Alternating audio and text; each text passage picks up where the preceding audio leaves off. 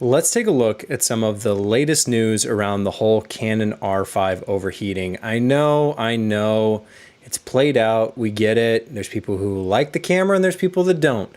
I'm going to do something a little bit different for this video. I've got the cool blue light behind me so everything stays nice and calm. We can stay cool and collected and just go over some of the latest tests from EOS HD, because that's kind of, he's been doing a lot with the R5 since he has one. Putting it in his fridge is the test we're going to look at today. And then I'm going to try and kind of counterbalance that with some other stuff from maybe some different perspectives. I have an article pulled up from Canon News and we can kind of look at that. And hopefully we can find some balance somewhere in the middle, because maybe I've been too hard on the R5. Maybe I've been too hard on Canon. There's a lot of people that love these cameras for photography, and if you want a real video camera, go buy a real video camera. It's not the R5. I get it. I understand it. We're going to look at just what's going on, because this is kind of, I think, really fascinating as far as digital photography, video production, professional filmmaking, all the things combined into this one camera, from rumors, from marketing, from just people's desire to have a hybrid, while other people purely just want to do photography.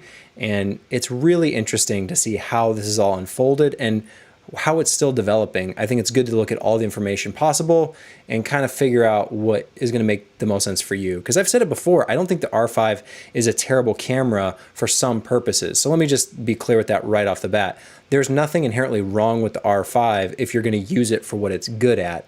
If you are hoping to get a little bit more out of it, that may be where you run into trouble. And at this point, we all kind of know about the overheating, so that's not really the big news. It's just more of understanding, trying to peel this thing apart and figure out like why it is the way it is. So let's take a look over at eoshd.com. This is Andrew Reed's blog. He's been doing this for a long time, so this isn't just some, like, let's pull some articles together and capitalize on the controversy. He's been criticizing Canon for a long time, and so maybe that shows a little bit of his bias there. But we're going to take a look at this article. I definitely encourage you to read the full thing for yourself, because we're just going to go over some highlighted components. But basically, he took his R5 and he took a intervalometer, taking one JPEG every 60 seconds inside of his fridge, just 60 photos per hour, so a photo a minute, with no video recording. These are the testing scenario that he set up. The camera's internal temperature was taken every minute in the fridge from the JPEG EXIF data. So basically the JPEG and the metadata, it'll display the temperature, at least some approximation of the temperature. And we'll get into that in a little bit as we kind of peel this apart and see if we can trust this 100%, or maybe if there's some questionable things that we may want to look at that could be explained legitimately. We'll get to it. So looking at basically a 4 degrees Celsius ambient air temperature that's just above 32 degrees Fahrenheit. So right, before it's a freezer, it's in your fridge. So maybe like 36 degrees Fahrenheit. I don't actually know exactly what it is, but my fridge is set to 36 degrees Fahrenheit. With the camera body exhibiting no warm areas, it's cold to the touch. Okay. After 30 minutes, he briefly switched into 8K video mode for just 4 seconds to see how much time remained on the, and he calls it the cripple clock. Let's just call it the overheating warning timer. Then back into stills mode. He repeated this check again after 60 minutes, and the overheat control was turned off in the menus, as he finds it makes little difference to video mode and shouldn't be needed in a fridge. So here's his allegations of what he's positioning and saying this is what Canon's doing. So he says Canon allegedly have limited high-end video modes sold on the R5 with artificial timers disguised as overzealous thermal management software to segment the production from professional camcorders. This is a common theory. Maybe it's a conspiracy theory. Maybe it's a pretty solid guess of what Canon is doing with their photography cameras and kind of limiting their capabilities just to protect their cinema, broadcast, higher end video production cameras. A lot of people allege this. I don't know if it's ever been, proven with some email from Canon or any leaked documents saying as much, but it's pretty obvious from their practices that they're definitely protecting something. You would think, at least. I don't think it's a far stretch. And I think most people would kind of go along with that. But maybe this is the most blatant offense in recent memory. Number 2, Canon allegedly may have designed the camera with purposefully ineffective cooling for the main image processor and lied to their customers in an official statement. This statement implied the magnesium alloy body was used to mitigate heat. A teardown of the body shows a lack of thermal pad to conduct heat from the processor to the magnesium alloy casing, even though chip is the primary heat source in the camera. He's basically alleging that they intentionally designed it to overheat. I talked about this article in another video, and people have pulled it apart. I'm not an electrical, mechanical, any type of engineer. I don't exactly know the best way to design a camera. If I could design a camera, I would. I'd love to. I don't actually know. So this is kind of out of my depth, but let's just say people have looked at the internal guts of the R5 and thought, maybe they could have done something a little bit better to account for this heat. Maybe they didn't want to, maybe they didn't care. That's up to Canon. Maybe there literally isn't a way to do it because it's a 45 megapixel sensor. So we'll talk about some of those kind of rebuttals a little bit later as well.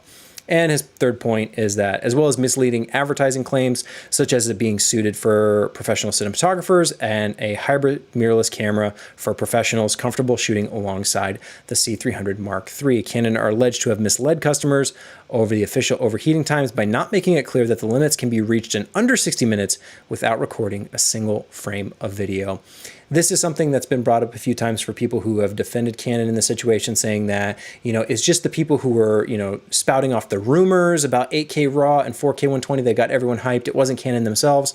However, that is not true. Canon did push this camera fairly heavily with some of their announcements and marketing, saying that this is, a video cinema type camera that should be used on these types of productions. And it just turns out that in practical use, it doesn't really function as such. So let's get past some of this stuff and move on to some of the additional details from the test.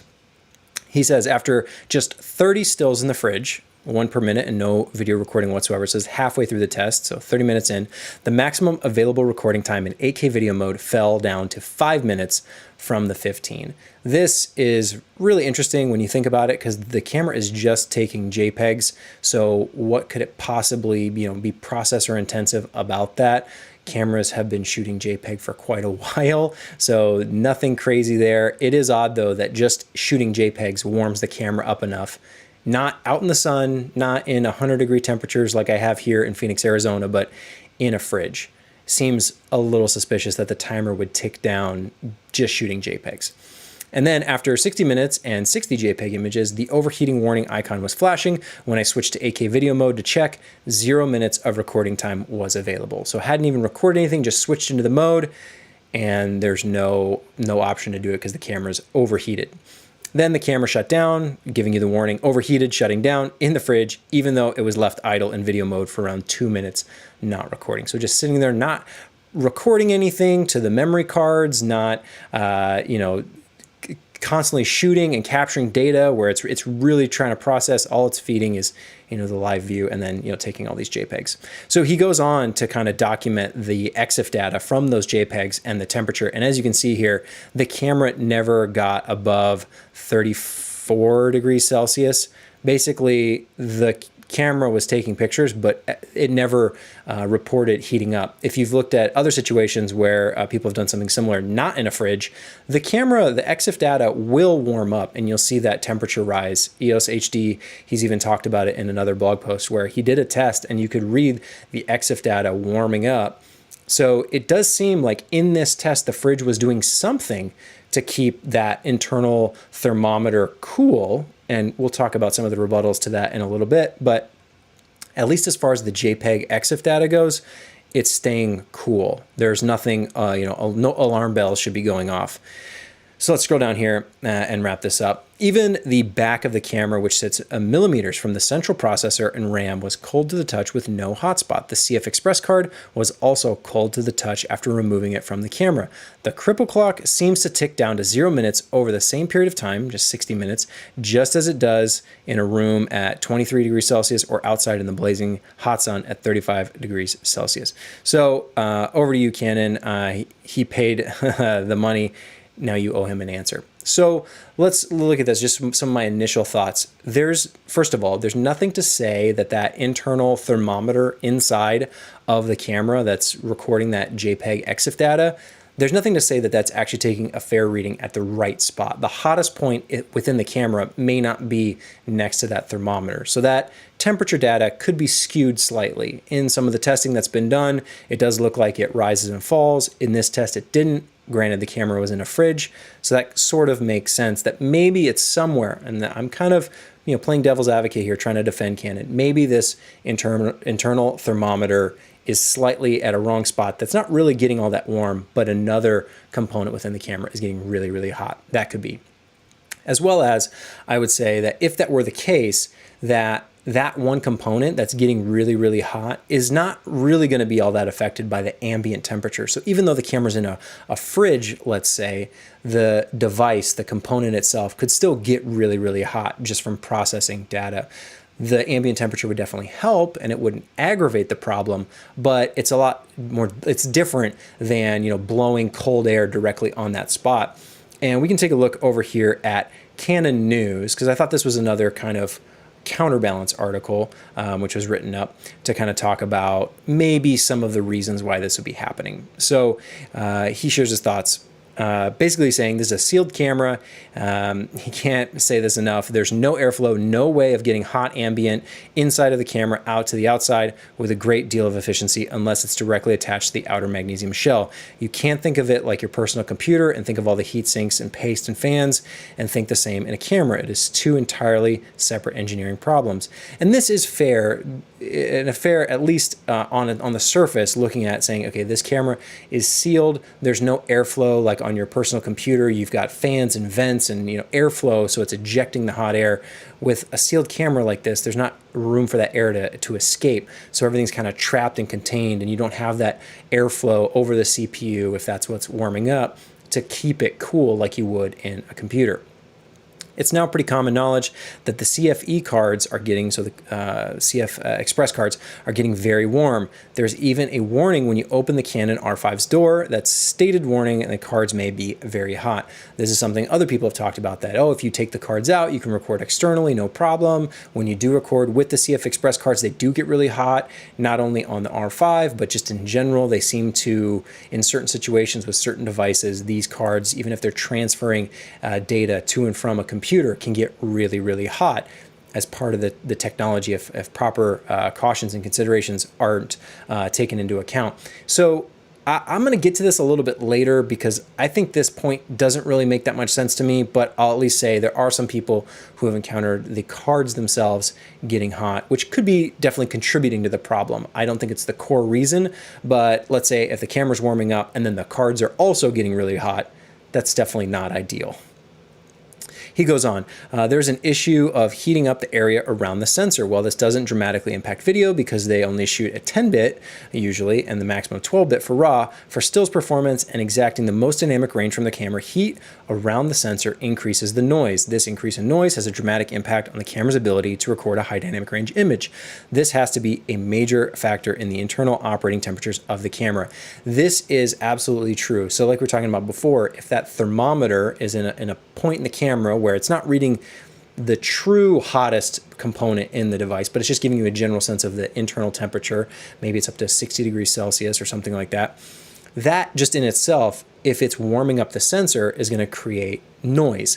And this is true if you're filming out, like I do often here, in the desert in the middle of summer. If you want to do a time lapse or something, the sensor gets a lot more sensitive to kind of noise and interference just from the heat. It kind of activates those photosites in a way that's not capturing light data, it's capturing heat, or it's kind of a nice way to think about it, more or less. So typically when you're doing time lapses, especially any kind of astrophotography or anything like that, you want a cold camera. You want a cold night. You don't want to be out when it's over 100 degrees Fahrenheit because the sensor is going to be noisier. And so that's 100% understandable and totally fair if Canon were looking at it going, hey, this gets too hot and we need to protect our image quality, so we can't have it getting that hot in here. Maybe the parts theoretically can handle it. Maybe they'll degrade a little faster over time, but just bare minimum, we want it to be able to take good images and keep the sensor kind of clean from any kind of interference from heat, which makes sense. And then he goes on to say low temperature burns. So when you hold an object that has an elevated temperature over time, you can develop what is known as a low temperature burn. And lower temperatures around 44 Celsius, you may just get a red skin at the point of contact. However, this can actually cause serious problems if the temperature is slightly more elevated around 50 degrees Celsius. So I can imagine this being true for sure if you're holding like a hot cup of coffee. It's not pleasant to hold it for a long time, even though it's not physically burning you in the moment. The prolonged period of exposure would cause burns of some kind. Same thing is true of ice. If you have ice that just touches your skin, it's not going to instantly freeze and give you like freezer burn. But if you leave it there for a long period of time, if you put some salt on there, it's going to get even colder, and that can cause some, skin damage and irritation. So it does make sense that you wouldn't want the camera externally to get too hot. The problem with this component that I'll just kind of rebuttal back to this article is that most people, when they're testing the camera and it overheating and they're kind of holding the camera, the issue isn't the camera itself is getting hot. And you could say, well, Canon didn't want that to happen, so they just left all the heat inside and they to protect people's hands. I don't think that's a very good solution, considering if we're talking about a situation, as we've talked about in the article from EOS HD, that it's in a fridge and it's just taking JPEGs and the camera is still producing crazy amounts of heat, crazy to the point where it just shooting basic JPEGs locks you out of all the high-end video modes. You would think that maybe the video modes cause excessive kind of toll on the processor, so that would make sense. But just shooting JPEGs warms it up enough to the point that if you put it to the alloy casing, that it would burn your hands theoretically. Maybe, but I think that's a little bit of a stretch, and probably something else should have been done to mitigate the problem, rather than even considering burning someone's hands by piping heat from inside the camera to the casing. This is not anything I've ever experienced on any other camera that doesn't overheat, but is doing processor intensive things. The GH5 shooting 4K 60. You've got things coming out, like the A7S III, and I know the A7 cameras have had overheating issues in the past, but even the S1H, granted it has a fan in it, but you also have the S1, the S1R. There's many cameras, and not one of them has ever gotten like hot in my hands the same way that like a laptop will get hot on your lap just from kind of running sometimes. The Apple MacBook Pros are kind of notorious for that being a thing ongoing over the many years they've been making those laptops. They just run kind of hot, and I can definitely imagine getting burnt, but I've never experienced anything like that from a camera. So I'm not really sure what to make of that. And then he goes on to say, this is why so much care and attention usually goes into server equipment and why they usually have massive cooling systems, because to guarantee their reliability, you can't run them hot. True, it's not good to run your computers super hot. If you have a server or any kind of hard drive or any data electronic components, it's always going to be the weakest point of failure. The one thing that fails first is kind of what you have to set everything to, that lowest common denominator. So it's not a good practice to run anything too hot. So definitely makes sense if the camera is legitimately getting too hot, the R5, that should be limited. You wouldn't want that toll on the hardware itself. The allegation isn't really that it actually is too hot. It's in a fridge. It's just taking JPEGs. Why am I locked out of this mode? So again, I'm going to kind of balance that out by saying, yes, you should. If the R5 is truly running hot, it's understandable that it would lock you out. But in these situations where nothing is really showing that it is, why is it then in that situation where everything is apparently cool that you're still locked out? He goes on, when you have air trapped inside of a camera, and even if you open the doors, it's still trapped inside the camera. Air isn't exactly a good conductor of heat, so it's going to take a while for elements internal to the camera to cool down.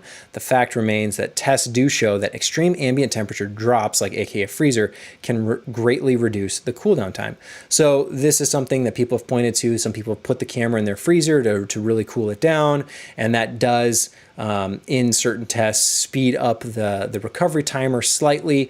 I think you still have this issue where like it's not happening very fast. It's just like there's a difference, but how significant and to what degree, like why is it taking so long? Is the temperature gauge inside really reflective of the hottest component? It's hard to know for sure, but I'm sure we'll get there as more and more people crack these cameras open, because I think it's really interesting. So you can read this full article over on canonnews.com, as well as the latest from EOS HD. However, I wanted to add my own thoughts, my extra thoughts, in addition to what we've already been talking about, is that as all this relates to the R5, I think it's very easy to argue back and forth on the pro-Canon, anti-Canon, back and forth. The camera overheats, it's unusable, and other people say, well, I use it for photography, I think it's great, ping-ponging back and forth. I think this misses the point, and I talked about this in another video, but I wanted to bring it up again, in that the R6 also suffers from these same overheating issues. And it's not 45 megapixels. it's 20 megapixels. It doesn't have CF Express cards. It has SD cards. And it's not shooting 8K RAW or 4K 120. It's shooting 4K 60. So when you look at all of that, I can imagine there's a scenario where the R5 overheating is justifiable in some people's minds. They look at it and they go, it's a photography camera. Canon didn't really care too much about the video side of things, so it overheats. But for the same problem to represent itself twice on two different models in a very, very similar way, that is what is kind of suspicious to me personally. You know, the lightning striking twice in the same spot in the same way, kind of odd. So I wrote up my thoughts on why I think this is at least questionable. I'm not saying Canon is 100% guilty, proven, case closed, you know, send them off, never buy a Canon camera again. But I think there's some things we have to take into account just to keep this all balanced and look at it rationally, reasonably, try and have a decent, honest conversation about it, because I'm not here just to hate on the R5 or the R6. I really want the cameras to be the best version of themselves that they can be. And so I think there's some things that are questionable. So this isn't just a CF Express card issue. It's also an issue on the R6, which has SD cards. So the fact that the CF Express cards get really, really hot is not really an argument one way or the other. It is a factor that might be contributing, but is not the core issue.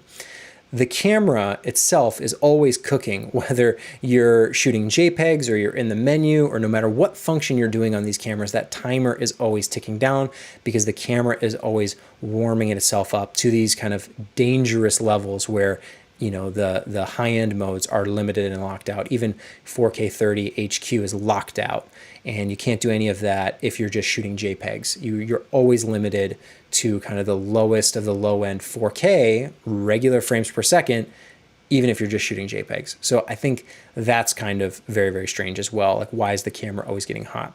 And then why are the EXIF data temps normal? Why in a fridge and you're reading that temperature gauge, why is it staying consistent with what the ambient temperature is, or, you know, a shade above it, compared to like in normal testing, if you're in your house or you're outdoors and it's warming up and then it's overheating? Why does one curve go up and it overheats and one stays flat and it overheats?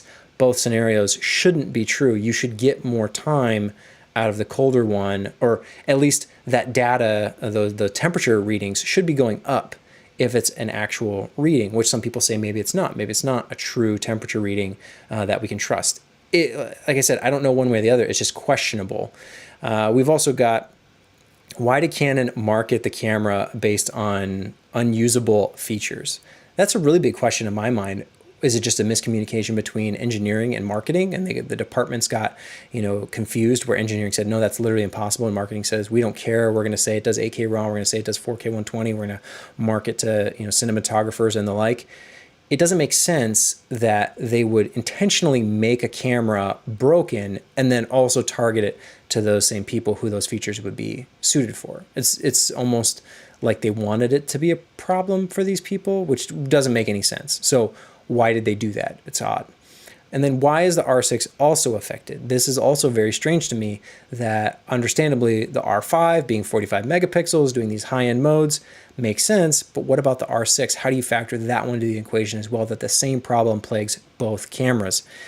And then ultimately, why was this okay? Why did someone look at the situation and say, yeah, like, that's no problem. Like, we'll just put this, you know, overheating sensor thing in there. We won't fix the problem. We won't try and compensate or limit the mode, like not even have the mode in there, you know? Well, if it overheats in 8K or we can't do 8K RAW, then we can't do it.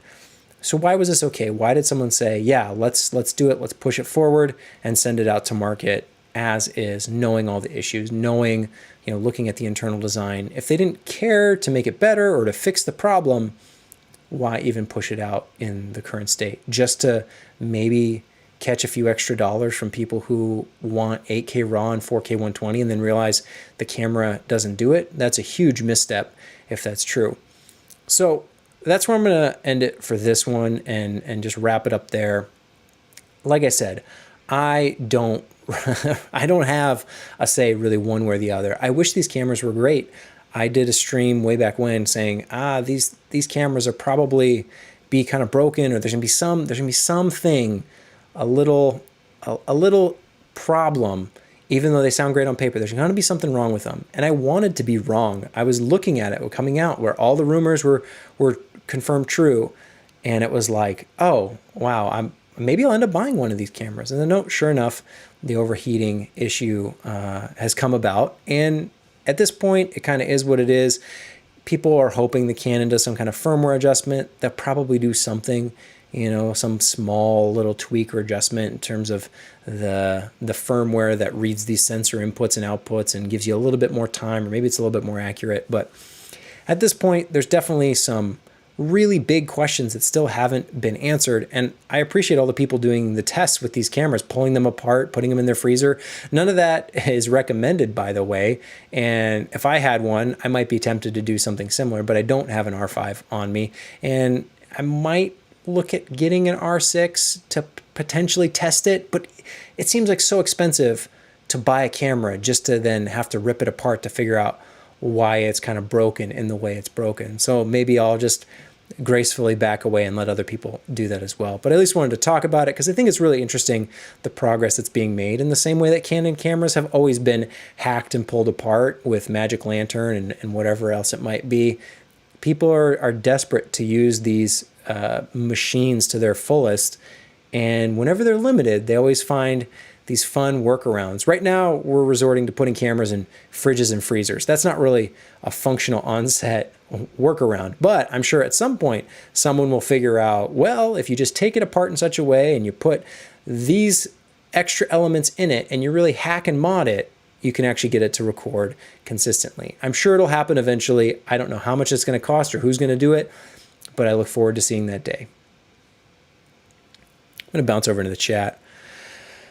Oh my, how's it going, everybody?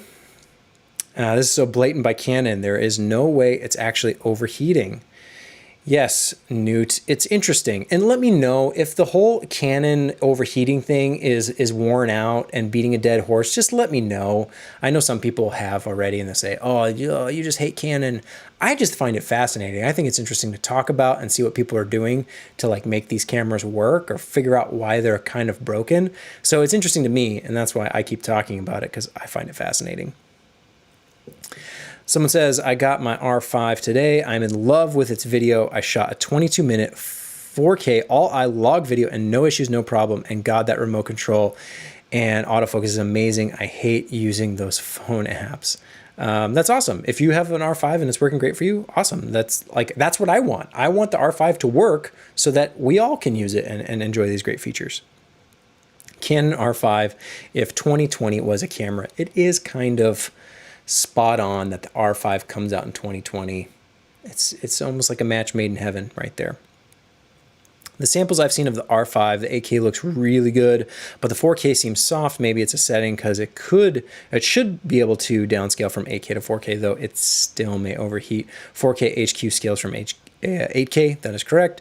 What EOS HD should do to confirm the fake timer is real is to do the exact same test, but in hot, sunny weather. See if it is exactly the same as the fridge results. So he's done another test, just kind of reading that EXIF data.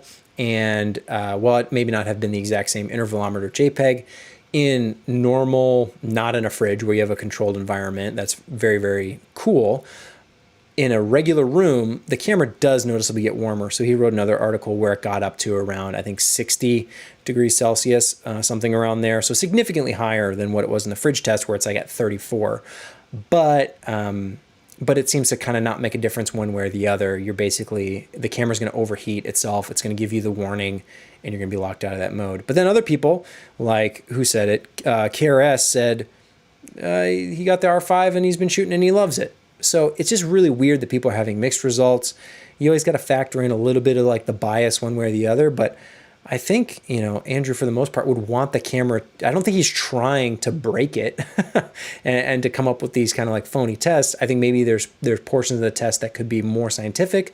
But as just an end user, you are limited. You don't have the full access to the software like Canon does, or you can't just pull it apart because you want to see how it works. I mean, it's a $4,000 camera. So I totally get it that people are kind of doing their best to use these cameras in relatively safe ways, but still trying to figure out what's wrong with them. Let's see. Nathan says, I shot RAW and JPEG, then I shot 1080-60 and saw my timer drop to 5 minutes today. That seems to be the thing. The camera just heats itself up basically no matter what you're doing. It still looks soft. The line skipping 4K looks soft, so if it's the best quality you can shoot without overheating, that's sad. Yeah, Steve, that's the problem. The Canon cameras have always done kind of the line skipping, pixel binning, whatever the actual technology is. I did a video way back when about the 5D Mark III not being 1080p, and I got a lot of hate for that video as well. People saying, "Oh, it's beautiful. That's you only need 1080p anyway. You don't even need 4K." And it's like, well, it's not even really 1080 because it's so mushy, it's so soft, doing the kind of line skipping and pixel binning that some of these cameras do to kind of record a 4K or a 1080p file. Yeah, the dimensions say that, but the detail isn't actually there. You're losing a lot of that information.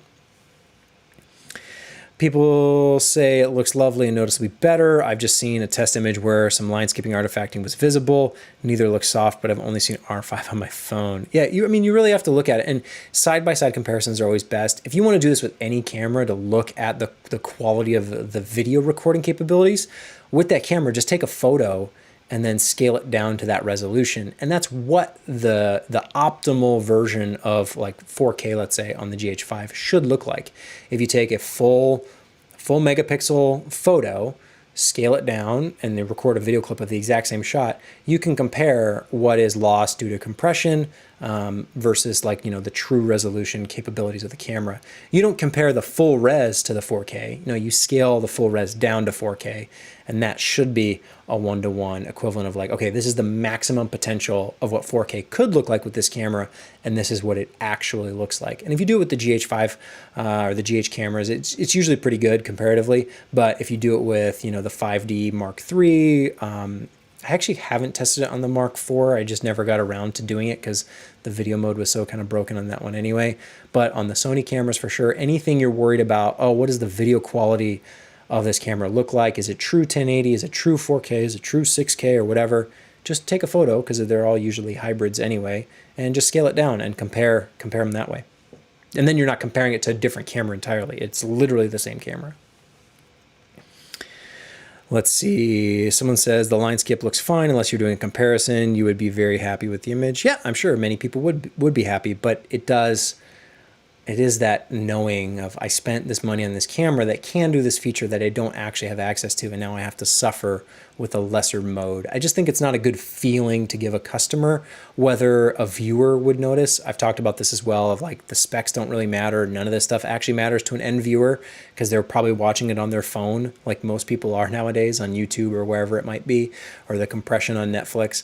Like it's gonna get, kind of ruined through the journey of the content. But as a creator who's buying relatively expensive hardware, you would want it to be the best that it can be. And the same is true of lenses. There's cheap lenses that many people write off and they say, oh, well, it's not perfectly sharp, and oh, look at the corners and all this stuff. Meanwhile, end viewers really don't ever notice the difference. It's just the professionals who are using the tools that usually want the best they can get or the best they can afford at the time, which I think is totally fair.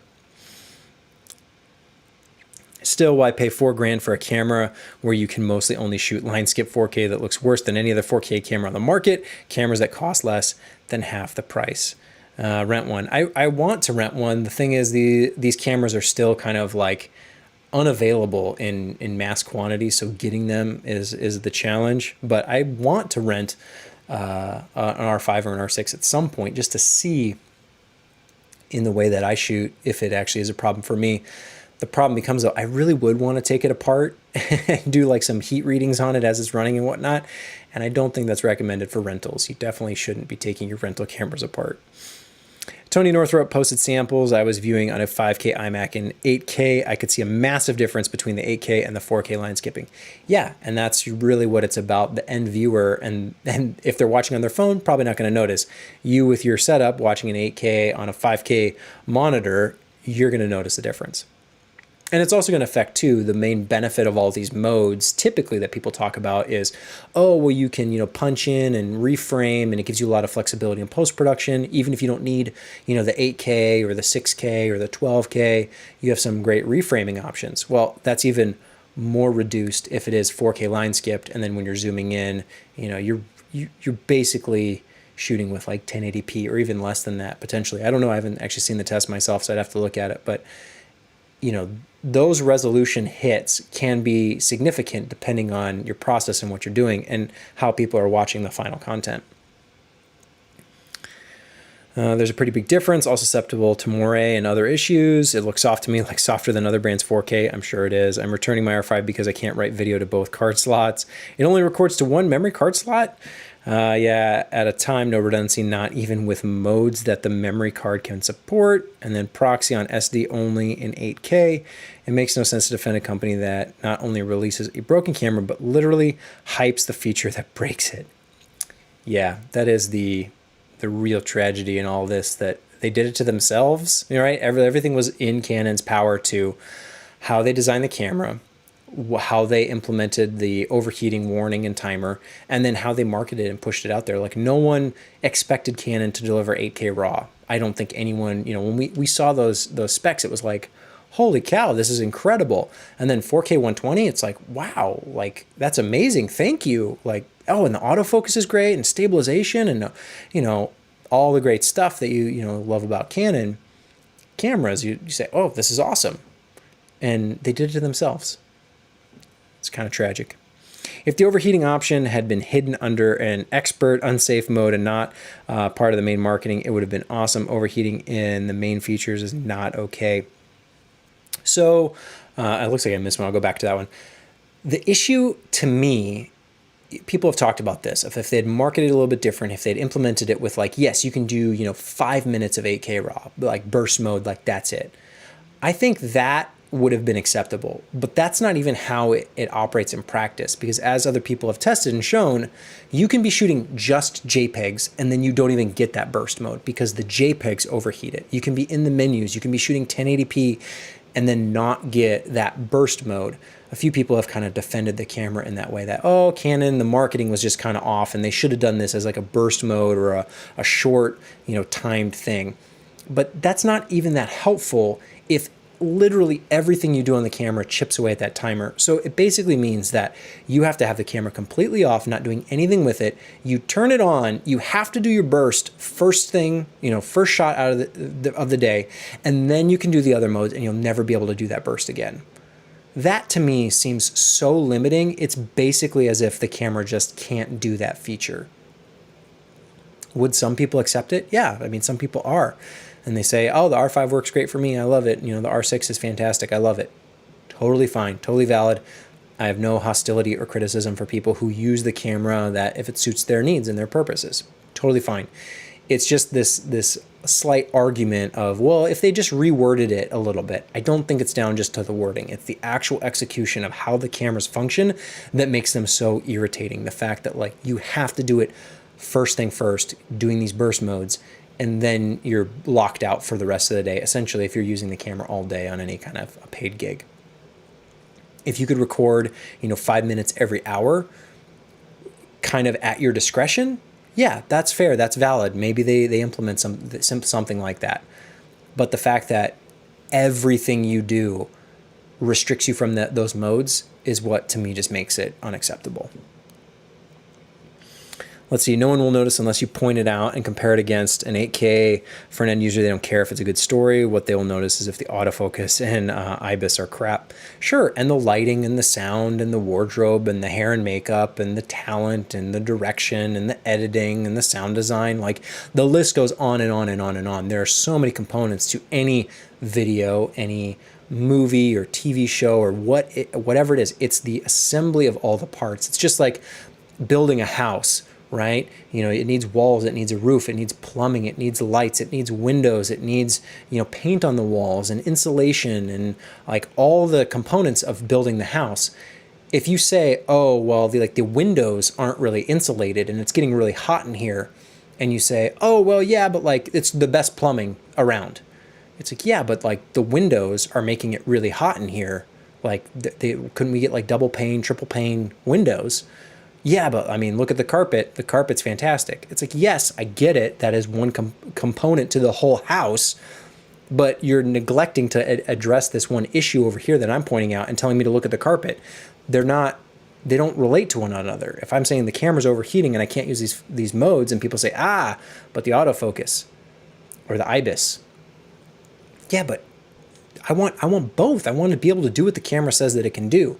So I don't think it's quite fair to just write off, oh, we don't need it, or viewers won't notice, or all that stuff. That is probably all true, and it's the same reason you could still shoot 1080p and most viewers wouldn't notice an actual difference, because again, they're watching on their phone, or it's, you know, something on Netflix that's compressed because their internet is terrible. So there's plenty of situations where you don't need 4K. You can get by with line skip 4K. You don't need 8K. You don't need 12K.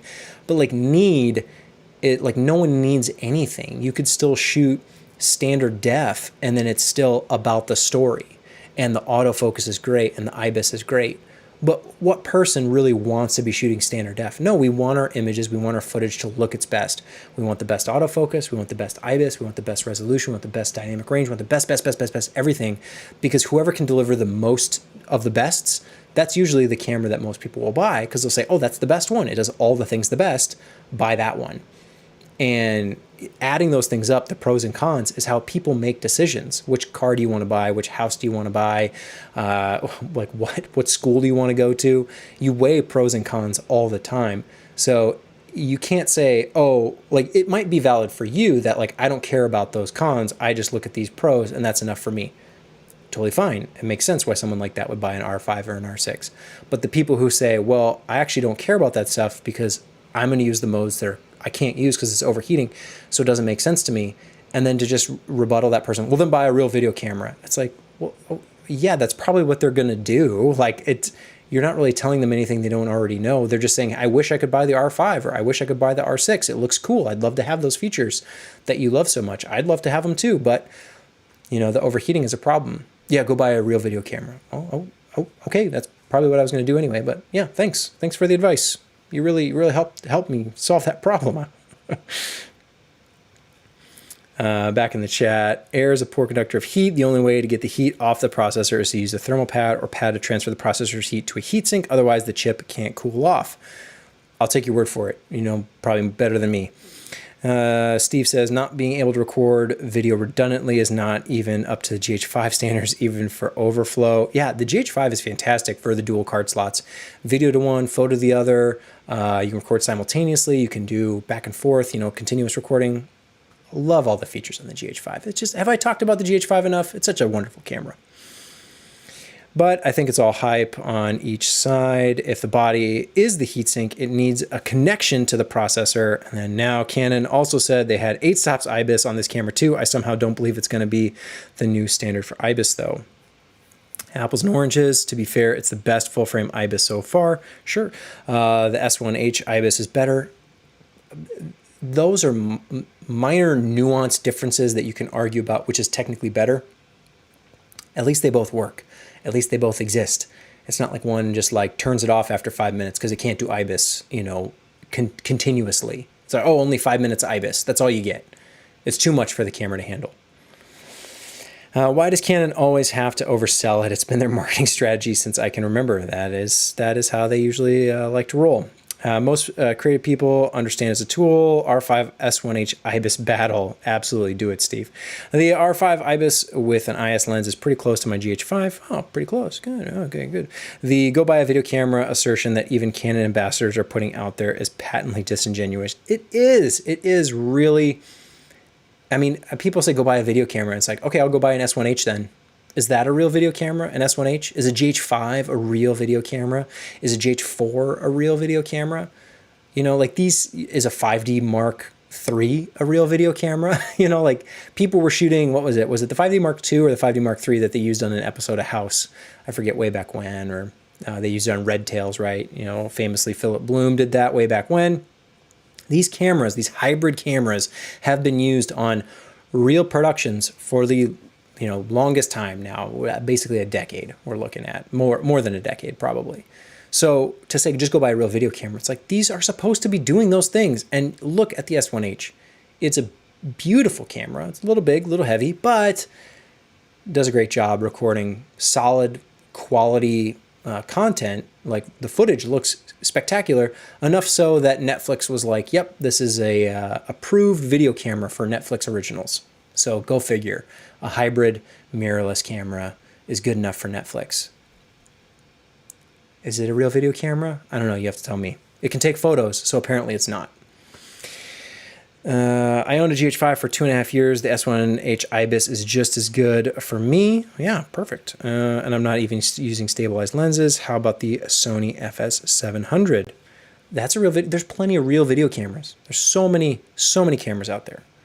And use whatever tool is going to make the most sense for you. If autofocus is your main need and necessity, find the camera with the best autofocus. If you only take pictures, find the best photography camera. If you only record, 6K and above, because you deliver in 6K and above, well, then you've got cameras you have to find a camera that records 6K and above. If full frame is really important to you, get that. If size and weight is really important, maybe go micro four third. There's so many different factors for different people. And it's kind of fun to argue about it of like what's important to who. And that's why when I talk about this stuff, there's really like no hate or criticism for anybody who thinks one way, because guaranteed your jobs are different than my jobs, which are different than this person's jobs from that person. Like we all do different things, and that's totally fine. And we have different tools for different jobs and different people. All fine. It's just that the Canon R5 and R6 are in this interesting situation where the specs that were talked about at the beginning ended up being kind of handicapped a little bit. The cripple hammer, or the cripple timer, as EOS HD calls it. But not only that is it just like kind of crippled, it's like it doesn't really make sense. The fact that the shooting JPEGs warms the camera up. It's just odd. But I'll wrap it up here in the chat and then move on to another topic, because I think we can all agree we'll just wait to see what happens next, because it's the never-ending interesting path that we're on of discovering what the deal actually is and what's Canon going to do and who's going to come out with the mod or the hack that fixes it. Like that, I just am so excited to see what happens next. If Canon gets enough heat for the R5 fiasco, it could release a really good firmware upgrade that fixes all these problems. Maybe, but I wouldn't hold your breath. What if the firmware fixes the overheating? Hopefully low temp. Burn issue is nonsense. Yeah, I think most people will deal with the line skipping to get one of the best photo cameras out there. That's the trade-off. The A7R4 doesn't oversample, nor does it have 10-bit internal or IBIS. True. But there's probably going to be, an A7 IV? There technically hasn't been one of those yet. And then an A7R5. Like, cameras will always get better. They will always keep improving. So eventually, like, if this isn't the one for you and what you have right now works and is good enough, then like wait for the one that's actually worth buying. Unless, the stuff that's coming out right now does everything you need and you don't need any of this other, other modes that are locked off, then yeah, then buy it. But also don't feel like you need to rush to buy it and then regret that decision when something new comes out later, because inevitably something new will always come out later. That's the path of the progress. Let's see. I'll read a few more of these and then we'll move on. It'll be interesting to see what what way Canon takes it. Do they take responsibility and correct the issues entirely, or do they come up with an excuse and only moderately improve it? I'm going to theorize here. I'm going to predict they're going to do some moderate adjustment. They're going to say, we've looked at the issue and we've made some corrections with, our algorithms and our firmware, and our calculations were off a little bit. So we've tweaked the firmware. Enjoy. And people are going to go rush and, download it, install it. And, oh, now I've got, 5 more minutes. And, oh, now this is happening. But I think the baseline overheating issues are kind of there to stay. There are plenty of cinema cameras that heat up, and when they get hot, people stop holding them. Not ones I've ever used. My Ursa Mini Pro has never gotten hot to the point where I can't hold it. And theoretically, a cinema camera, would probably be rigged out and have other stuff around it, and it's probably on a tripod, So I get it. Usually they also have fans in them, that blow air to cool it down. So I get it's not, totally apples to apples. Nikon fixed the Z6 with firmware, but the bad press was too big. The R5 may have the same issue with its reputation. The damage has been done. Damage has definitely been done, and we'll see what they do next. But let's move on from Canon, because I know people get sick of it. They don't want to hear anymore. Yeah, I find it interesting, but I know other people don't like it. So I want to talk about something I've been doing a few videos on recently, about Blackmagic and BRAW and doing some more kind of looking at some footage to test comparison. So let's take a look at that. I've been shooting a little bit of BRAW on the Ursa Mini Pro. I come from kind of just doing ProRes because way back when that was like the easiest mode to shoot in on the Ursa Mini. And then BRAW came out and I was already comfortable with ProRes, so I was like, I'm not going to worry about it too much. I'll deal with ProRes because it's fine. I've never had a problem. Highlights have always been there. I've had plenty of dynamic range, resolution, everything's been great. Why do I need RAW? It seems like it's gonna be complicated. Thankfully, in my testing, it's actually been not that complicated at all. BRAW has edited really well. It's great. I did a video kind of in my initial impressions or walking through it, but I wanted to do some more showing kind of the differences between BRAW and ProRes as it relates to like the high end and the low end versions of those. So with BRAW, you know, at the high end you have 3:1 compression, on the low end you have 12:1. With ProRes on the high end you have XQ, and on the low end you have ProRes Proxy. Very different file sizes, different data rates. What's the actual difference though? This is a shot of my lovely wife who graciously stepped in even though she didn't want to be on camera. So I filmed her as well as a little clip of my son who I think made his first appearance on my channel in my initial GH5 review. He was much younger then. So he's gotten quite a bit older. So here he is kind of sitting handsomely as I'm, you know, pointing a camera at him, shooting some test footage. I wanted to get skin tones. I wanted to do shots that resonate with what I think a lot of people actually film. In my other video, it was kind of a sunset. It was a last minute, you know, just quick test as the sun was setting. And I was like, oh, I'll capture that for, you know, the highlights. But it ended up not even being in the film mode. It was in video extended. So for this one, I want to do a little bit better, do some controlled lighting, have actual skin tones and people in the shot. So we can take a look at these differences between ProRes Proxy, ProRes XQ, and then BRAW, you know, 12:1 and 3:1. I think the results are kind of interesting. So here you can see the shots, and I'm gonna just scrub through these real quick. Again, in Premiere at least, and if you're using DaVinci Resolve or something from, you know, some other, you know, if you're using Final Cut X or whatever else, like that's fine. Use whatever NLE you prefer. I do imagine DaVinci Resolve would be the best solution for Blackmagic RAW since it is a Blackmagic product, but I'm using Adobe Premiere because that's what I'm comfortable with and that's what my whole team uses, so we can all kind of work and collaborate together. But Resolve is probably the way to go, although this is a MacBook Pro and it plays this footage just fine. There's no hiccups, no issues. It plays smooth, seamless, and this is 4.6K. Not a struggle for the MacBook Pro in Premiere, which I would expect maybe it would be. Thankfully, it's not. Plays just as well as the ProRes stuff, which is I'm great to see. So here are the clips. We'll go through them. That's BRAW 3:1. You can see in the bottom left-hand corner of the frame the compression there. So that's ProRes XQ. And then we've got ProRes Proxy there as well. So we can take a look. I did throw a LUT on here. So if I pop that on, you can see what it looks like colored. And this is the Leaming LUT that I pulled on here. And let me just go through the settings here real quick. So it's the Leaming LUT. It's for the Blackmagic Pocket 6K.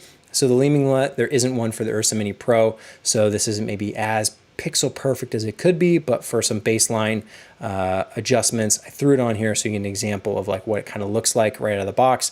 Of course, with color grading and color correction, you can do it however you like, make it look the best to what you prefer. It's very, very subjective.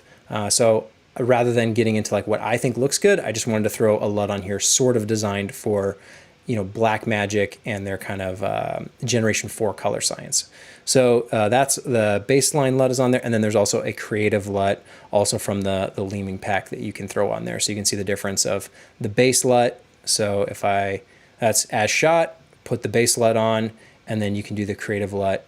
And I kind of like how the Leaming stuff is set up that way, where you use the base LUT to kind of get it into proper color, and then there's some of the creative effects that can be easily added on from that point. So if you don't like how this looks, totally fine.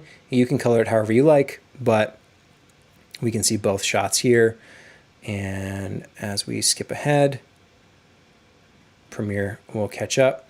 So we've got, you know, some color on here, and again, before and after. If you like brighter highlights, fine. If you like darker shadows, fine. It's very, very subjective. Do it however you like. Just wanted to do baseline LUT stuff. So hopefully you can see, as I'm skipping through here, Do you notice any difference between the different codecs? Is there anything standing out to you as being strange or odd one way or the other? No, you're not going to notice a whole lot. Granted, this is, YouTube compression we're dealing with. This is a windowed mode on Premiere. So I'll pop it up full screen here and we'll go take a closer look. Is there any difference here you're noticing significantly between ProRes Proxy and ProRes XQ? I'll give a few more seconds for you to really evaluate the differences between ProRes Proxy and ProRes XQ. And granted, ProRes Proxy is like 1/10 of the file size. So you would think that it's going to be just trash compared to XQ. But you noticing anything? Anything standing out? No, not noticing too much? Okay, well, how about we look at BRAW, maybe BRAW 12:1, and then BRAW 3:1. 12:1, 3:1. Oh, 3:1. Anything standing out? Okay, well, like, how about this shot? So BRAW 3:1 versus BRAW 12:1. Anything? I'm keeping it static. I don't want to play back. I don't want any YouTube compression to mess with the motion or anything. Just trying to give you the best quality we can look at. Let's zoom in. Let's zoom in to 100%. Okay. I'll keep a little bit of the shirt in there. That's 12:1. That's 3:1. Any differences? Any differences? No, I know I'm kind of being silly here and just kind of making it excruciating going through all these, but there really isn't anything noticeably different for these types of shots when you're dealing with these different compression styles. ProRes versus RAW, Proxy versus XQ versus 12:1 versus 3:1. Most people, I think, and we're doing some color correction here. It's not like we don't have anything on there. We're just looking at the camera. It's like, no, we're putting a LUT on there. We're converting those colors. If you had to go more extreme, would it be helpful to have RAW? Yeah, potentially, maybe. If you had to recover more highlights, yeah, maybe it might be beneficial. But just looking at the footage right out of the camera with a LUT, same LUT is applied to everything, right? So I've got this one adjustment layer. I'm not doing individual color correction. They all come in basically looking identical. The one thing I will say that this doesn't account for is highly detailed shots. Maybe there's someone out there thinking, yeah, but it's a face and it's, the background's all blurry. If it was a landscape and there was tons and tons of detail, you would need, the higher data rates. That may be true. However, a lot of people don't always shoot that way. And if you know that going into it, you can pick and choose your codec or your compression based on what you're shooting. So if you need the crazy high data rate because it's a super detailed shot with, everything is sharp, everything is in focus, it's this beautiful landscape and you want every bit of detail, you don't want any of it lost to compression, sure, throw it into a higher mode and capture that. But if you're doing something like this with a face and, blurry background, you can record at the highest data rate you want. You can record with the least compression you want, but also don't feel bad if you can't because the budget doesn't account for it. This is what I talked about in the other video, in that some of these modes don't make sense for certain budgets. If you only have a couple $1,000s for the project, well, it doesn't make sense to put all of that into a giant hard drive just to store all the raw footage, and then no one gets paid. You can't afford anything else because it's all spent on hard drives. So really take into consideration what the project calls for, what the budget is, and calculate it that way.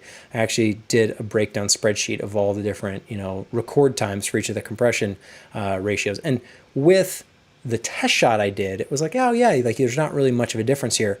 And then even more so here, looking at this stuff, it's the differences. While I'm sure you might be able to zoom into 400 or 800% and notice, oh, this is a little bit different here, or this hair detail here, or whatever. But when you're this close on stuff, it's just not even, we're looking, okay, so maybe let's pull this up full screen if we can.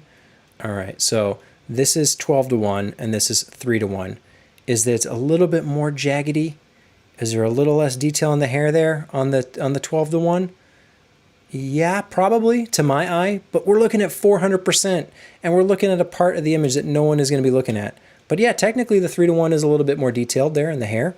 So in that fine detail, you're getting a little bit more of it. But are you losing it? You know, this is ProRes XQ and then ProRes Proxy. XQ, ProRes Proxy. XQ, ProRes Proxy. Hopefully you can see a tiny difference, because I can. A ProRes Proxy technically, like, it looks a little bit more jaggedy, a little bit more artifacts from compression.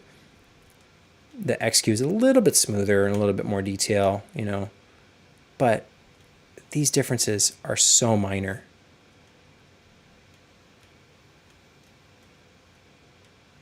That what we're looking at here is like someone's going to be looking at the eyes, you know, what's in focus. That's Proxy, that's XQ, that's 12:1, and that's 3:1. There are differences between these for sure, but are they meaningful? Well, that's up for you to decide.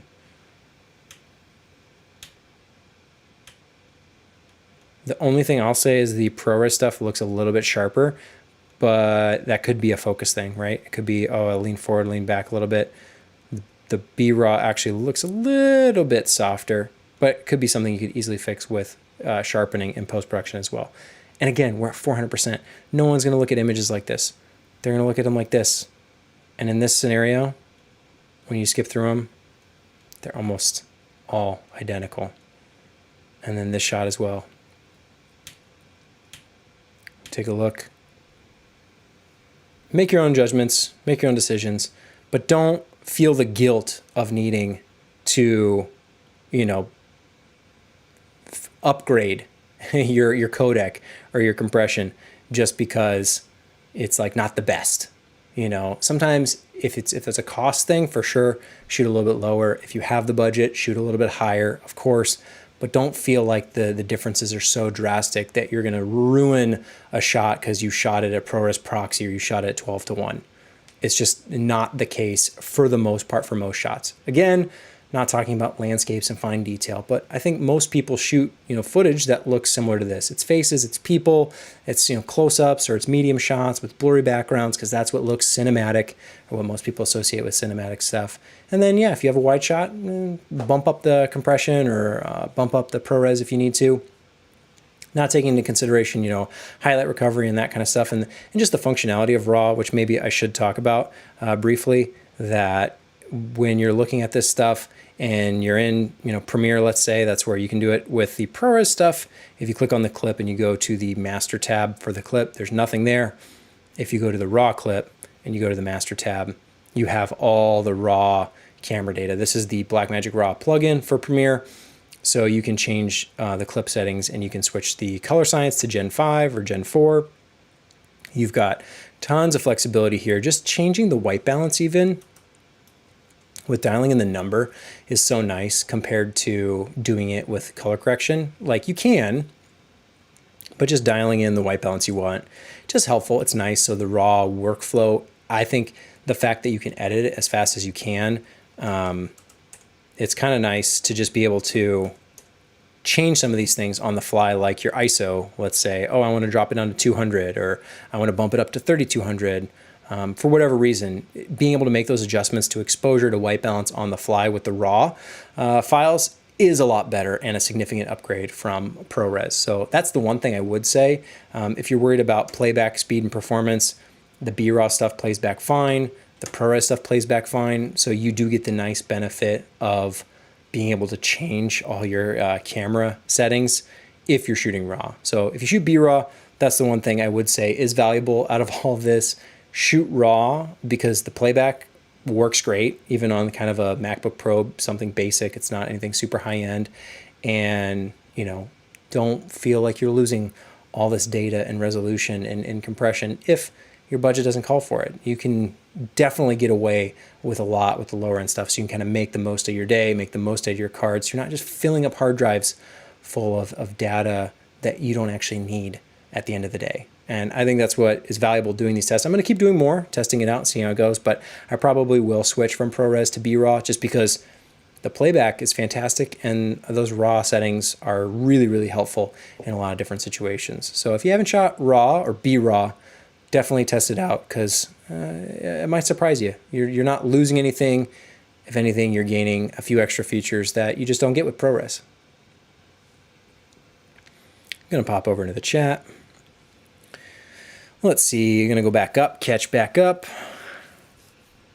Let's see, where was I? Yes, the low temperature, good IBIS. Yes, the Nikon fixing it. Firmware, I have no hopes for it, but I would like, let's see. Okay, good firmware upgrade for my C200. Well, keep waiting, keep holding your breath. Hopefully the new one will have Alexa and does everything for you. I'm waiting for a resolution, either hardware mod to measure processor temp, firmware fix, or firmware reverse engineering. Right now, it's just weird and interesting. It is weird and interesting. I have no hopes for it, but I would like a 422 10-bit internal codec. ProRes would be great. BRAW is so rich, it's almost Alexa-like. BRAW is great. Even like just the way the Ursa captures colors, I just find very, very satisfying, and I really like it. It's very easy to grade, whether you're using LUTs or you're just doing it manually by hand with your curves and your sliders. Either way, the footage almost always turns out looking really, really nice. And I can't say enough about the Blackmagic cameras. The menus are great, the features are great, the price is great, whether it's the Pocket or the Ursa, like any way you go. There are some limitations that you have to be aware of. They're not perfect cameras, no camera is, but there's a lot of value there. Whichever way you end up going. I see banding and nasty stuff. That must be YouTube. It certainly could be. Steve, I'll pull it back up if there's some shot you want me to specifically zoom in on.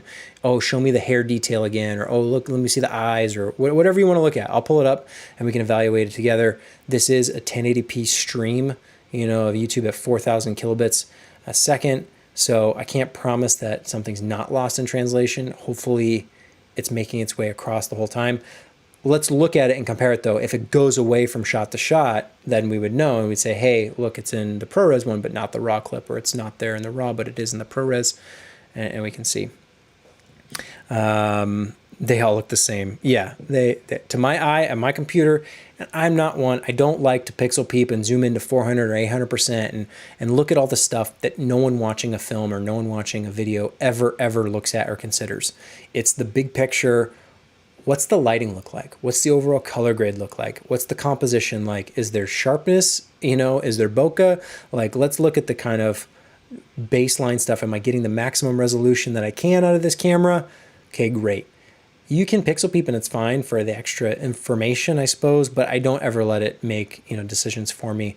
There's plenty of times where, I'll see something in like GH5 footage and I'm like, oh, that irritates me. And it's like zoomed in 200% in the corner and due to compression. And it's like, well, it's going to get compressed later anyways. And I promise you, no one is looking at the corner of your footage for some aliasing artifact. Now, if you have a subject and there's moire all over their shirt, sparkling, that can be distracting. That's a limitation. If you have, power lines and that's like the shot and they're all aliased, like that can be a problem. But when you're zooming into 200, 400, 800%, it just becomes a little ridiculous because you're basically evaluating stuff that no one else is ever going to evaluate unless they're getting the same thing side by side. And look at the Blu-ray version versus the HD DVD one versus the one they put on Netflix. And let's look at them side by side. You can do that, but most people just watch the content. Some banding on her arm, watching in 480p here. Well, all right. For weddings and events, I'm looking at exposure corrections and tweaking the white balance in strange lighting situations. How well can I recover it? He might have to get some samples with worse exposures. Yeah, and that's the thing. If you have more problematic footage, for sure, you get the most out of it. If you're doing radical color shifts, definitely shoot RAW and maybe a higher compression ratio. But if you have the control to like make it look good, which many times I think you should always try and get that. I know weddings and events are a little bit different because you usually can't put up lights and all that stuff. They're not going to typically find that a good thing for the videographer to be throwing lights everywhere and blinding people when it's supposed to be dark and moody and atmospheric. So, and again, interior architects, like interior design architects are the worst. Putting like tungsten bulbs right next to windows. I don't know I don't know what, if this is a design philosophy that they teach in architecture school of putting, you know, incandescent tungsten lights in rooms where there's windows. Oh, it's warm and cozy at nighttime. It's an office building. No one's here at nighttime. Like it just blows my mind the amount of light bulbs in the world that aren't daylight, that are next to windows, that are constantly polluting, you know, the color temperature of the room nonstop everywhere you go. It's so irritating. My little pet peeve there against all the architects, or, you know, whatever that function is, the person who picks the light bulbs. I don't know what the job is, but I'm sure someone has to order those light bulbs and they never pick daylight, and it's a building of all windows and people are only there during the day. Why, oh why? And also the point lights, like, why aren't we doing soft, nice diffuse lighting? We've known good lighting techniques for a century, you know, 100 years of, you know, cinema and photography and you know, capturing images with beautiful light, and like knowing things about how light shapes and wraps, and soft light versus hard light. Why are they constantly putting hard pin lights everywhere? Why don't they do nice soft diffuse? You see it sometimes in some spaces. They have the nice overhead, you know, more diffuse stuff, but just like shoot the lights up into the ceiling or something. Don't do all these pin lights. It's so irritating. If you hold your hand over a table and there's 10 sets of shadows, it's ridiculous. Shadow gradient on her arm. We're off on YouTube 480p. Yeah, upgrading to 1080p now. Hey, there you go. I bring a 120D and a C-stand to weddings. Yeah. And if they'll let you do the one light, it's usually fine. But I've definitely been, I've shot weddings in the past. I don't really do it anymore. I will if there's like usually someone like asks, you know, like a friend or family member, hey, could you shoot this wedding? But it's not my, you know, main source of income. But I have shot weddings in the past, and typically those type of events, you know, they don't want it super bright. They don't want it to be perfect for filmmaking and capturing pleasing footage. They want it to set a tone and a mood for the audience, the guests who are attending the event. So you can get away with, like, you know, a light in the corner or something if you have to. Sometimes you'll do it for like the dance floor. You set up lights there. The photographers usually get free reign to do whatever they want because they're firing off their speed lights. But, you know, anytime there's continuous bright light in a room that's supposed to be like fun party atmosphere at the reception, usually it's like, no, that's too bright. And it's just obnoxious as well. Like, and granted, this was years ago when it was even harder to capture this stuff. Now things have gotten so much better with the GH5S and the A7S series of cameras. Just shooting in low light is a lot better. But yeah, it's usually at events like presentations typically, or anytime there's like people on stage, they usually don't want it too bright. You know, they're like, oh, I can't see, I have to squint. You're like, well, I can't see you if there's no lights on you, so I don't know what you want me to do. It's a pain. Cool. And then I'm gonna wrap this up by just talking about hopefully some helpful advice for, I don't know, maybe if you're thinking about buying a new camera or something. I have some thoughts to share. So I've got a lot of cameras here. Let me keep grabbing them. Hold on. So anytime you're investing in cameras and lenses, let me start that again. Anytime you're investing into cameras and lenses and accessories and all this gear, it can add up pretty quick. And one of my base recommendations for anybody who's either been doing this for a long time or is just getting into it is try and stick with one system. Right here I've got a GH5, which has a micro four thirds sensor, so it of course has lenses for micro four third, whereas right here I have a 5D Mark IV, which has EF lenses, and then I've also got another GH5 here that has a Nikon lens, and it's adapted to the micro four thirds mount. So there's like just a lot of stuff. And I think it's a really good practice, if you can, try and find the one camera that's going to solve most of your needs, or the one camera system. I would really strongly advise, don't get involved in a variety of camera systems. I even have the Ursa Mini Pro over here. And the thing is, it's nice if you have a GH5 and you buy batteries for the GH5 and you buy lenses for the GH5 and then you buy another GH5. All those lenses, all those batteries the memory cards, everything works because it's all the same system. Even if you get a GH4 or a GH6 potentially when that comes out, it should mostly be all the same stuff. Maybe the batteries will change slightly or the lens mount might change, but probably not if it's sticking within the same series.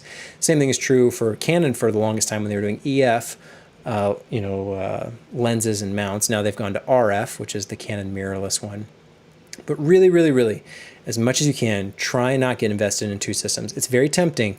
Oh, well, I'm going to get Canon for the autofocus, but then I'm going to get this other system for low light, or I'm going to get this cinema camera for film shoots, but then I'm going to get this other camera for photo shoots. And the reason I like hybrid so much is that if I can do both, and I can do both reasonably well, it's only one system to invest in. If you have two systems, not only are you doubling the cost of your cameras, but you're also doubling the cost of all the accessories that go along with them. And usually, it's not like you can use one as an A cam and a B cam, because that can be a challenge in itself. Maybe they're radically different in terms of color and the way they capture images, so color grading them to match can be a pain. Also, maybe the lenses or the look is very different in terms of one's being Super 35 and one's full frame. There can be a lot of problems where oftentimes you will want two of the same camera because you're doing a photo shoot and you need two photographers there, or maybe you need two cameras so you don't have to switch lenses. So then you have two camera bodies there, but then maybe you're also on a video shoot and you're doing an interview, and so you want two cameras so you can cut back and forth between them. So that's two more cameras there. Everything just gets really, really expensive really, really fast. And one of the main reasons I got the GH5 was because it did so much so well at the time. And I'm not saying it's the only camera that does that. There's a lot of cameras that do both video and photo really well. But it is a limitation of things like the Ursa Mini Pro that if you want to do photography with that camera, like that's not going to make sense. You're going to need a photography camera, which is where things like the 5D Mark IV came into play. But then it's a whole separate set. Thankfully, the lens mounts are the same, so you can use the same lenses, but batteries are very different. Media cards are very, very different. The accessories to rig each kit out, very, very different. And that is kind of the nature of the beast when you're talking about photo and video, or cinema versus photo. They are very, very different, but if you can find something that meets somewhere in the middle, if that suits your needs, it can be much, much easier to pay off any debt you've accumulated, make jobs actually become profitable quicker, because now you're not paying off twice the expenses or four times the expenses if you need two of each camera. Maybe you even need three of the same camera.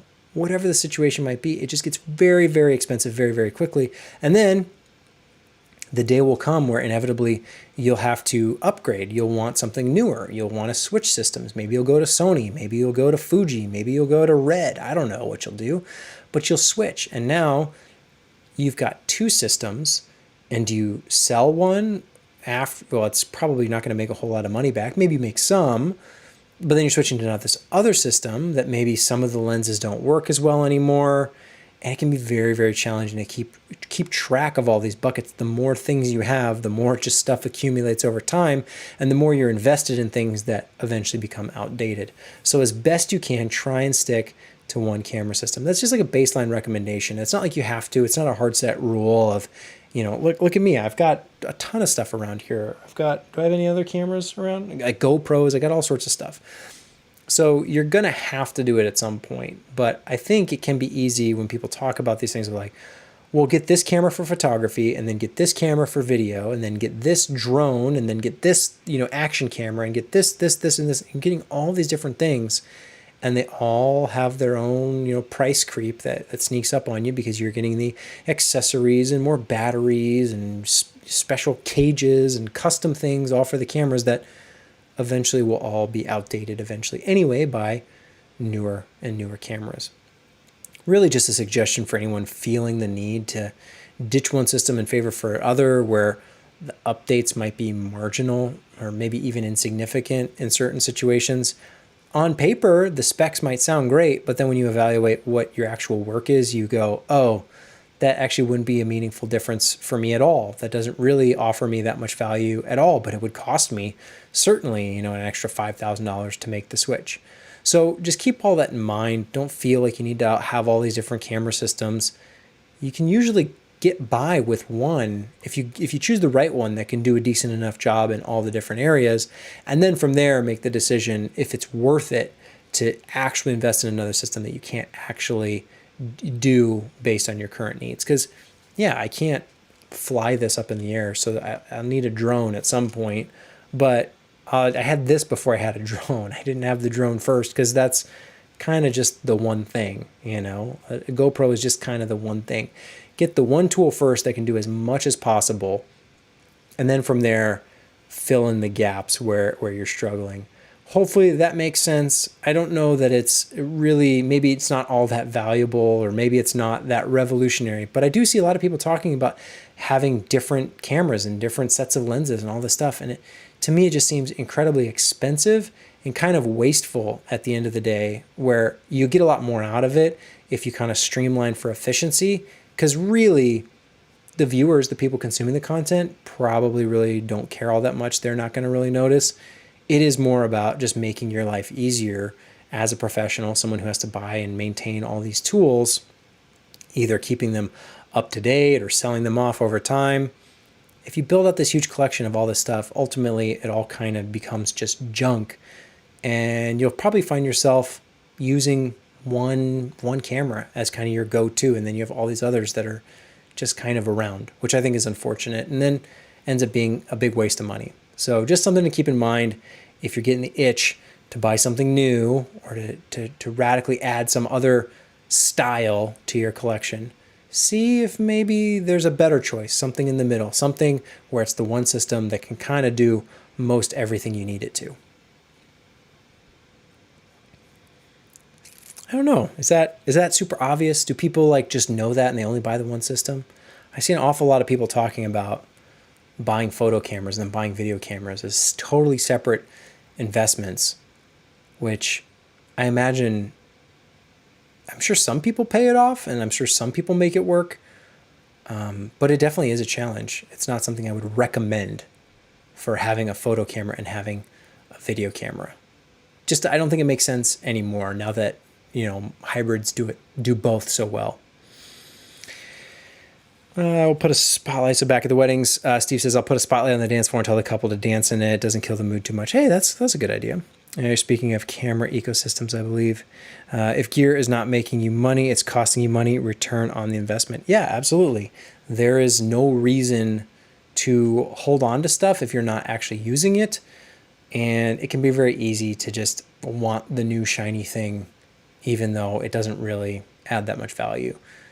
I'm certainly guilty of that as well, right? Something new comes out. Oh, I want it. Oh, that'd be amazing. That'd be so great. And then really when I think about it, I probably wouldn't use the feature all that often. So what am I missing really? There's a few things for, you know, the GH5, like we all know, the autofocus, right? Like that being refined, being better would be ideal. And I feel like that would be worth a significant upgrade, because it would radically change how I shoot some things. But there's other things where it's like, oh, I don't really need, like the difference between, you know, if it was like one camera does 120, you know, frames per second, and then another camera does 180 frames per second. Is the extra 60 frames really worth it to have both, or to switch on a dime because you have the one and now you feel like you need the other because it's technically better? I think all that stuff is kind of like, it's just in the in-between, and it doesn't really matter. It's only meant to capture new buyers. But I definitely know a lot of people who have stuff that just want the new stuff because, you know, it's effective marketing. These companies putting their stuff out, and you want to buy it because it's fun and it's new and it's cool and, oh, it's better. But then it's like, is it really that better? Probably not. All right, I'll end it there. Thank you, everyone, for hanging out. Had a good time. And, yeah, don't let the R5 burn your house down, because that'd be bad news. Talk to y'all next time.